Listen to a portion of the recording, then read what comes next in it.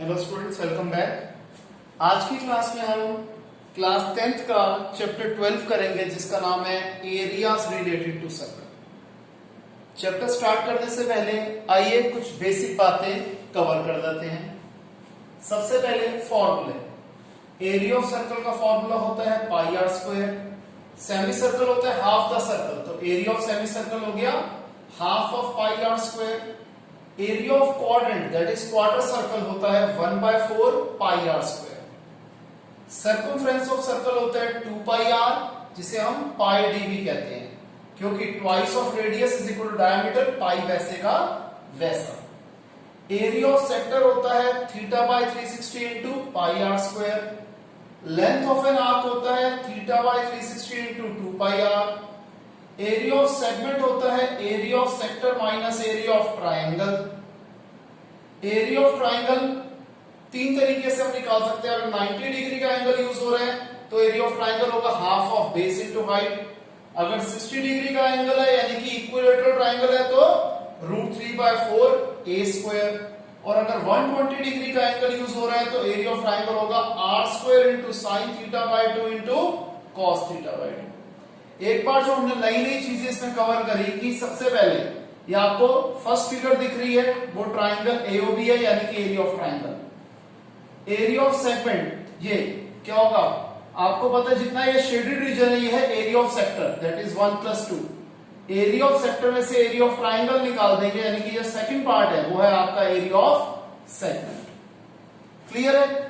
बाकी कुछ चीजें हैं जो जैसे जैसे सामने आती रहेंगी, major sector, minor arc, major arc, वो सब आपको बीच में बताता चला जाऊंगा। फिलहाल आप इसे कॉपी कीजिए, एक्सरसाइज स्टार्ट करते हैं।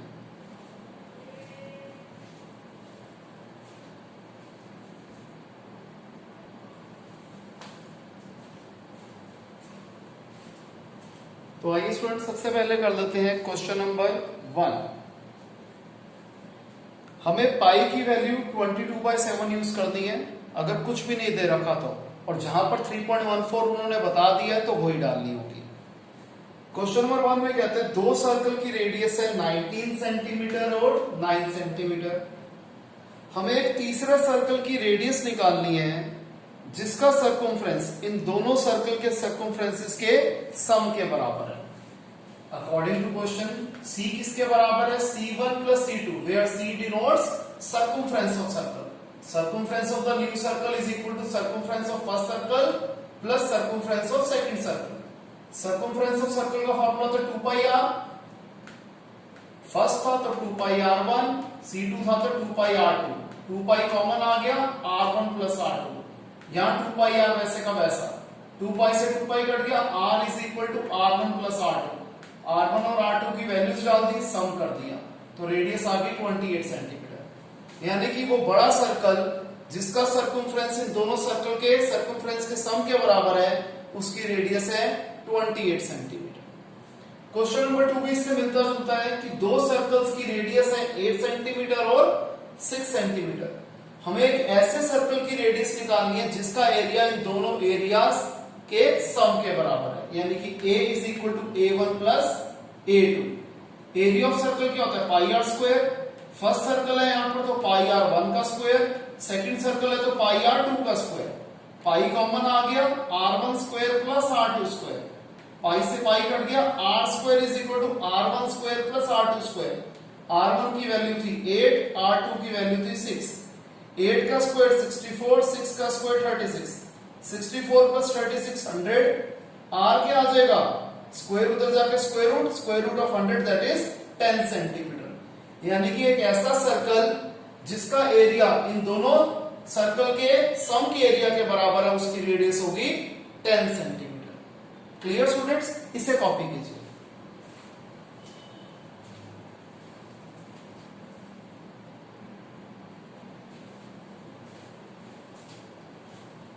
नेक्स्ट है हमारे पास क्वेश्चन नंबर 3। हमें फिगर दे रखी है कि एक ये आर्चरी टारगेट है जिसमें 5 स्कोरिंग रीजन्स हैं। सबसे सेंटर में गोल्ड, फिर रेड, फिर ब्लू, फिर ब्लैक, फिर व्हाइट। गोल्ड की जो डायमीटर है वो है 21 सेंटीमीटर। इसके बाद हर एक का विड्थ जो है वो 10.5 सेंटीमीटर से इंक्रीज हो रहा है। यानी कि गोल्ड का डायमीटर अगर है 21, तो गोल्ड की रेडियस क्या हो जाएगी 21 का आधा 10.5। फिर रेडियस जो है रेड की कितनी हो जाएगी 10.5 प्लस 10.5 फिफ्थ ऐड कर दो 21। ब्लू की क्या हो जाएगी 21 में 10.5 ऐड कर दो 31.5। ब्लैक की रेडियस क्या हो जाएगी 31 में 10.5, 31.5 में 10.5 ऐड कर दो 42। व्हाइट की रेडियस क्या हो जाएगी 42 में 10.5 ऐड कर दो 52.5 सेंटीमीटर। अब एरिया ऑफ गोल्ड क्या हो जाएगा, सिंपल सर्कल है पाई आर स्क्वायर, यहां पर R1 का यूज करेंगे क्योंकि हमने गोल्ड को R1, रेड को R2, ब्लू को R3, ब्लैक को R4 और व्हाइट को R5 लिया। तो ये कंप्लीट सर्कल है पाई R1 का स्क्वायर, पाई है 22/7, R है 10.5, इसे सॉल्व कर देंगे तो आ जाएगा 346.5 सेंटीमीटर स्क्वायर। कैसे सॉल्व किया हुआ है आप देख सकते हैं। फिर एरिया ऑफ रेड, अब रेड है हमारे पास ये सारा रेड का रीजन क्या हो जाएगा, ये सेकंड सर्कल में से फर्स्ट सर्कल का एरिया माइनस करना है, यानी कि पाई R2 का स्क्वायर माइनस पाई R1 का स्क्वायर, पाई कॉमन R2 का स्क्वायर माइनस R1 का स्क्वायर, पाई की वैल्यू डाल दी, R2 की वैल्यू डाल दी, R1 की वैल्यू डाल दी। अब मैं क्या करता हूं, यहां मैंने आइडेंटिटी लगा दी, a square minus B square, a plus B, a minus b, इसे ऐड कर दिया आ गया 31.5, इसे सब्ट्रैक्ट कर दिया आ गया 10.5। अगेन इसे मैंने सॉल्व कर दिया तो आंसर आ गया 1039.5 सेंटीमीटर स्क्वायर। सिमिलरली ब्लू का एरिया क्या हो जाएगा, पाई R3 का स्क्वायर माइनस पाई R2 का स्क्वायर। सेम यही प्रोसीजर जो हमने रेड में यूज किया था इसी को हम ब्लू में यूज कर लेंगे। पाई R3 R2 की वैल्यू डाल दी, again a square minus B square की identity a plus B, a minus B, इन दोनों को ऐड कर दिया 52.5, इन दोनों को सब्ट्रैक्ट कर दिया 10.5, इसको पूरा सॉल्व कर देंगे आ जाएगा 1732.5 सेंटीमीटर स्क्वायर। सिमिलरली ब्लैक का एरिया क्या हो जाएगा R4 माइनस R3, ठीक है जी, तो पाई R4 का स्क्वायर माइनस पाई R3 का square, pi common R4 square minus R3 square, again value डाल के हमने सॉल्व कर लिया। सिमिलरली व्हाइट का एरिया क्या हो जाएगा, इस सबसे बड़े सर्कल में से ये जो सेकंड स्मॉलर सर्कल है ये माइनस कर देंगे, तो यानी कि पाई R5 का स्क्वायर माइनस पाई R4 का स्क्वायर, सबकी वैल्यूज डाल दी और सॉल्व कर दिया।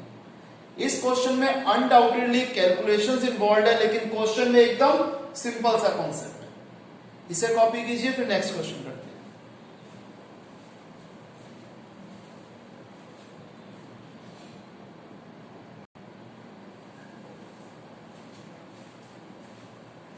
नेक्स्ट है हमारे पास क्वेश्चन नंबर 4। क्वेश्चन नंबर 4 में कहता है कि कार के व्हील है, उसका डायामीटर है 80 centimetre, diameter of car wheel है 80 सेंटीमीटर। कितने रेवोल्यूशंस ये लेगा कार का व्हील अगर 10 मिनट्स के अंदर, ठीक है जी, अगर कार जो है उसकी स्पीड है 66 किलोमीटर पर आवर। सबसे पहले डिस्टेंस कवर्ड इन 1 रेवोल्यूशन क्या हो जाएगा, सर्कमफ्रेंस जो होता है पूरे टायर का व्हील का पाई डी 22/7 into 80 1760/7 सेंटीमीटर। अब स्पीड ऑफ कार है 66 kilometre per hour, time taken है 10 मिनट्स, इसे आवर्स में कन्वर्ट कर दें, मिनट को आवर में करना है तो अपॉन 60 कर दिया 1/6 hour, that is distance travelled by car क्या हो जाएगा, speed into time 66 into 1/6 11 kilometre. इसे मैं सेंटीमीटर में कन्वर्ट कर देता हूं ताकि दोनों का यूनिट सेम हो जाए। किलोमीटर को मीटर में करना है into 1000, मीटर को सेंटीमीटर में करना है into 100, तो 11 के बाद 5 times 0 सेंटीमीटर। तो नंबर ऑफ रेवोल्यूशन क्या आ जाएगा, distance travelled by car upon distance covered in 1 revolution, that is 11 के बाद 5 times 0 अपॉन 1760/7। 11 के बाद 5 times 0 वैसे का वैसा, ये ऊपर जाके रेसिप्रोकल हो जाएगा 7/1760। इसको हम सॉल्व करेंगे तो आ जाएगा 4375, यानी कि 437 टाइम्स बार कार का व्हील घूमेगा, तब वो 10 मिनट में इतना डिस्टेंस ट्रेवल कर पाएगा। क्लियर है स्टूडेंट्स?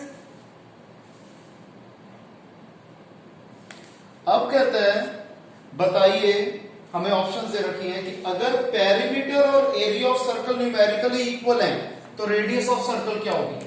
बड़ा आसान क्वेश्चन है, हमें दिया हुआ है area of circle is equal to perimeter यानी कि सर्कमफ्रेंस ऑफ सर्कल।